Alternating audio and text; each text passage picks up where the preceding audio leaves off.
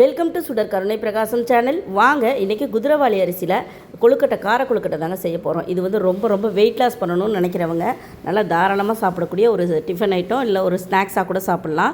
ரொம்ப நல்லாயிருக்கும். இது வந்து நீரிழிவு நோய் இருக்கிறவங்க, இல்லை வெயிட் லாஸ் பண்ணணும்னு நினைக்கிறவங்க, வயிற்றை சுற்றி கொழுப்பு நிறையா இருக்கிறேன்னு நினைக்கிறவங்க, இவங்கெல்லாம் சாப்பிட்லாங்க.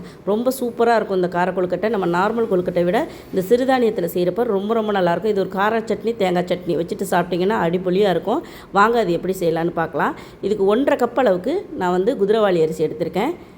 மெஷர்மெண்ட் கப்பால் 1.5 கப் எடுத்திருக்கேன். ஃபஸ்ட்டு ஒரு கப்பு போட்டுட்டேன். அதே கப்பால் ஒரு 1/2 கப் எடுத்திருக்கேன். நீங்கள் இந்த கப்பு இல்லைன்னா டம்ளர் இல்லை ஏதாவது ஒன்றுலாம் அளந்துக்கோங்க. அளந்துட்டு இந்த மாதிரி நல்லா, இதுதாங்க குதிரைவாலி அரிசி. க்ளோஸ்அப்பில் காட்டுறேன் பாருங்கள். இதுதான் குதிரைவாலி அரிசி. தெரியாதவங்களுக்காக காட்டுறேன். இதை வந்து நம்ம 1லேருந்து 1.5 மணி நேரம் ஊற வைக்கணுங்க. ஃபஸ்ட்டு இதை நல்லா எடுத்து வச்சுட்டேன் நான். அதுக்கப்புறம் ஒரு கப் அளவுக்கு, ஒரு 1/4 கப் அளவுக்கு, அதாவது ஒரு 50 கிராம் அளவுக்கு பாசிப்பருப்பு, இதையும் எடுத்து நான் ஒரு தனியாக ஒரு பவுலில் வச்சுருக்கேன். இதையும் ஊற வைக்கணும் நம்ம இந்த கொழுக்கட்டையிலே சேர்க்குறதுக்காக. இது இப்போ ரெண்டையுமே நான் வந்து நல்லா வாஷ் பண்ணிவிட்டு நம்ம ஊற வைக்கணும். இந்த பாசிப்பருப்பும் இந்த குதிரைவாலி அரிசியும் சேம் டைம் ஊற வைக்க போகிறேன். தனித்தனியாக கூட ஊற வைக்கலாம், அதை கொஞ்சம் லேட்டாக கூட ஊற வைக்கலாம். பாசிப்பருப்பு ஒரு 1/2 மணி நேரத்தில் ஊறிடும். நான் ரெண்டையுமே ஒன்றா ஊற வச்சுட்டேன். இப்போ இந்த தண்ணி வந்து பார்த்திங்கன்னா கருப்பாக இருக்குது பாருங்கள். இது என்ன, நான் தண்ணியை ஊற்றி உங்களுக்காக காமிச்சிருக்கேன். அதாவது வந்து இந்த குதிரைவாலி அரிசி நல்லா கிளையணுங்க. நம்ம அந்த அரிசி வந்து நல்லா வெள்ளைன்னு அந்த தண்ணி மாறணும். இப்போ பார்த்திங்கன்னா கொஞ்சம் கருப்பாக இருக்க மாதிரி இருக்கா, மேலே இருக்க தூசெல்லாம் வந்து வடித்து விட்டுட்டு நல்லா வந்து கிளஞ்சி ஒரு 4-5 தண்ணி ஊற்றி களைஞ்சிங்கன்னா பார்த்திங்கன்னா இப்போ எப்படி வெள்ளைன்னு இருக்குது பாருங்கள். இந்த அளவுக்கு நல்லா வெள்ளையாக மாறுற அளவுக்கு நல்லா கழுவி களைஞ்சிருங்க. இது வந்து வடிகட்டி வச்சு நீங்கள் ஸ்ட்ரெயினர் வச்சு வடிகட்டி விட்டுருங்க. இல்லைன்னு வச்சுக்கோங்க, அது அப்படியே வந்து அப்படியே வெளியில் வந்துடும். எல்லா அரிசியும், இப்போ எல்லா குதிரைவாலி அரிசியும் வெளியில் வந்துடும். அதனால் வடிகட்டி வச்சு வடிச்சிட்டு தண்ணியை நல்லா ஒரு 1.5 மணி நேரம் ஊற வச்சுட்டு இப்போ வந்து மிக்ஸி ஜாரில் போட்டு நான் அரைக்க போகிறேன். இது வந்து ரொம்ப வலுன்னு அரைக்காதீங்க, குறப்பாக அரைச்சி எடுத்துக்கோங்க. மிக்ஸி ஜாரில் சுத்தமாக தண்ணியெல்லாம் வடிச்சிட்டு ஒரு 1/2 கப்பு தண்ணி ஊற்றுங்க, ரொம்ப ஊற்றாதீங்க. தண்ணி அளவு ரொம்ப முக்கியம். இந்த மாதிரி நல்லா குறப்பாக அரைச்சி எடுத்துகிட்டு வந்துட்டேன். இதை வறுத்து அரிசியாக பொடிச்சு கூட இது நம்ம கொழுக்கட்டை செய்யலாம். நான் இந்த மாதிரி உங்களுக்கு ஃபஸ்ட்டு செஞ்சு காமிக்கிறேன்.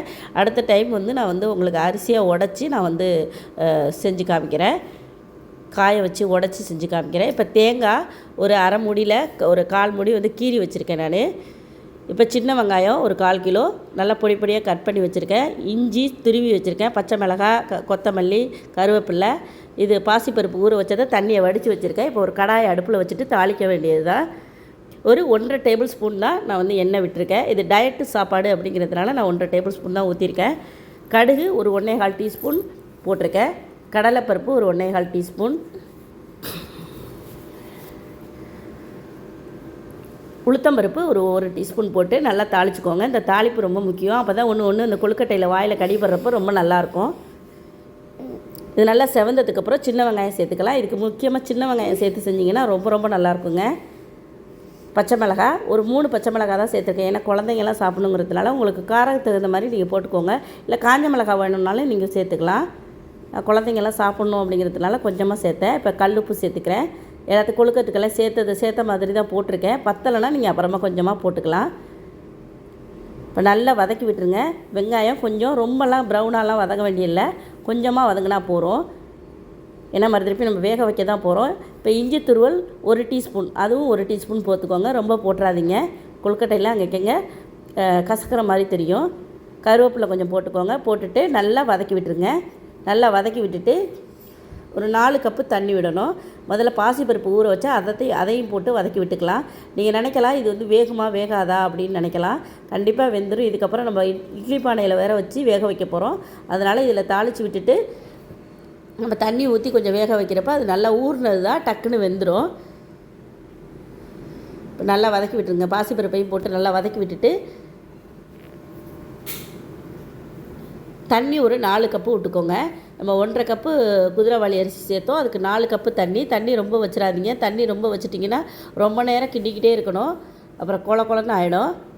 இப்போ தேங்காய் கீறி வச்சுருக்கத சேர்த்துக்கோங்க. சேர்த்துட்டு எல்லாத்தையும் கிளறி விட்டுட்டு உப்பு செக் பண்ணிக்கோங்க, பத்தலைன்னா போட்டுக்கோங்க. போட்டுட்டு நல்லா கிளறி விட்டுட்டு நல்லா கொதிக்க விடுங்க. கொஞ்சமாக மஞ்சத்தூள் போட்டுக்கோங்க, நல்லாயிருக்கும். அந்த கலர் வந்து மஞ்சள் கலரில் தெரியும். கொஞ்சமாக மஞ்சத்தூள் போட்டுக்கோங்க. போட்டுட்டு நல்லா கிளறி விட்டுட்டு கொதிக்க விடுங்க. ஒரு 10 நிமிஷம் கொதிச்சதுன்னா தலைப்புலன்னு கொதிக்கும். நல்லா கிளறி விட்டுட்டு கொதிக்க விட்டுருங்க. இந்த மாதிரி நல்லா தலைப்புலன்னு கொதிக்கிறப்ப நம்ம அரைச்சி வச்சுருக்க குதிரைவாலி அரிசி அந்த மாவை இதில் ஊற்றலாம். ஊற்றிட்டு நல்லா கடகடன்னு கிண்டி விட்டுருங்க. ஏன்னா அடி பிடிக்காமல் கட்டி பிடிக்காமல் கிண்டணும். மிக்ஸி ஜாரையும் கழுவிட்டு கொஞ்சமாக தண்ணி ஊற்றிக்கோங்க. ரொம்ப தண்ணி வச்சிடாதீங்க. முக்கியமாக தண்ணி அளவு ரொம்ப ரொம்ப முக்கியம். இல்லைன்னா களி மாரி ஆகிடும். எந்த இடத்துல மிஸ்டேக் வரும்னு நான் சொல்லிடுறேன். ஏன்னா தண்ணி அளவு நிறையா வைக்கிறப்போ ரொம்ப நேரம் வச்சு கிண்டிக்கிட்டே இருக்கணும். இதுக்கு தண்ணி ரொம்பவே வைக்க வேண்டியதில்லைங்க. நல்லா கிளறி விட்டுட்டு கொஞ்சமாக உப்பு சேர்த்துக்கிறேன் நான், பத்தலை. நல்லா கிளறி விடுங்க. நல்லா மாவு இதிலே நல்லா வெந்துருங்க. மாவு வெந்து நல்லா இருகலாக வந்துடும். இருகலாக வந்ததுக்கப்புறம் நீங்கள் சட்டியை விட்டு இறக்கலாம். இறக்கி ஒரு தாம்பாளத்தில் கொட்டி ஆற வச்சிங்கன்னா போதுங்க, நல்லாயிருக்கும். இந்த டைமே இந்த மாவு எடுத்து சாப்பிட நல்லா தான் இருக்கும். இப்போ சிறுதானிய உணவில் இட்லி தோசை அப்படின்னு ஒரே மாதிரி செய்யாமல் இந்த மாதிரி டிஃப்ரெண்ட்டாக செஞ்சு கொடுங்க, கண்டிப்பாக சாப்பிடுவாங்க. கொத்தமல்லி தழை கொஞ்சமாக தூவி விட்டுட்டு நல்லா கிளறி இறக்கி ஒரு தாம்பழத்தில் நல்லா ஆற விட்டுருங்க. அதுவும் இந்த தேங்காய் பழெல்லாம் போட்டு செய்ய போகிறோமா, ரொம்ப நல்லாயிருக்கும்.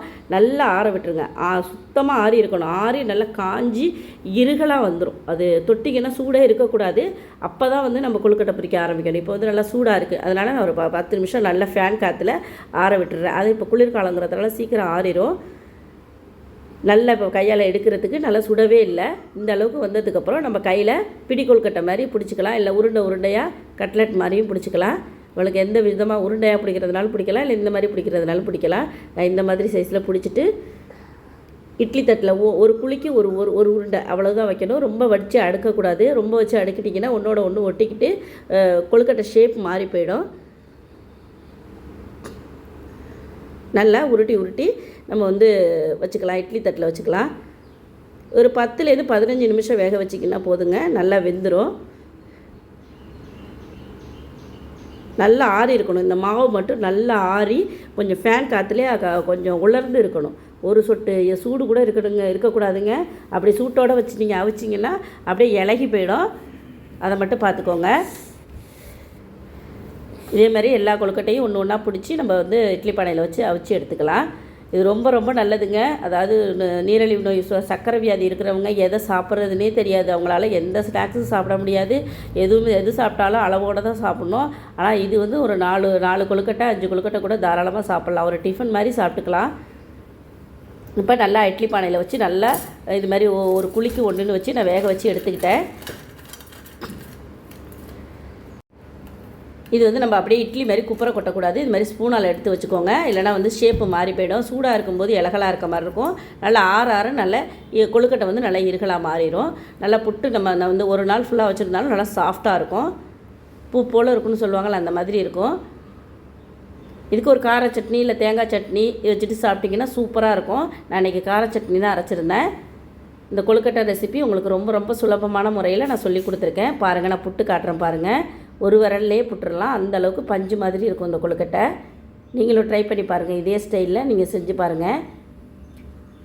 இது மோரில் ஊற வச்சு கூட செய்வாங்க சில பேர். அது இன்னும் டேஸ்ட்டு டிஃப்ரெண்ட்டாக இருக்கும். நான் நெக்ஸ்ட் டைம் செஞ்சு காமிக்கிறேன். இப்போ கார சட்னியில் தொட்டு சாப்பிட அவ்வளோ அருமையாக இருக்கும். உங்களுக்கும் இந்த ரெசிபி பிடிச்சிருந்துச்சுன்னா, குதிரைவாலி அரிசியில் கார கொழுக்கட்டை ரெசிபி உங்களுக்கு பிடிச்சிருந்துச்சுன்னா சுடர் கருணை பிரகாசம் சேனலுக்கு மறக்காமல் சப்ஸ்கிரைப் பண்ணுங்கள், லைக் பண்ணுங்கள், ஷேர் பண்ணுங்கள், கமெண்ட் பண்ணுங்கள். எப்போதும் போல் உங்கள் சப்போர்ட் கொடுத்துட்டே இருங்க. நன்றி, வணக்கம்.